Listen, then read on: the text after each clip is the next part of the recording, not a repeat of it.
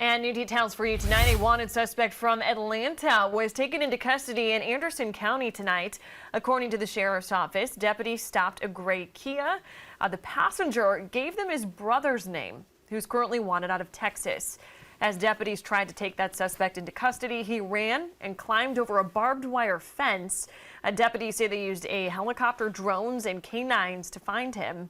And once in custody, deputies discovered his real name is Devin Daniels, who you see on your screen. He's wanted out of Atlanta for violating probation involving weapon charges and other warrants.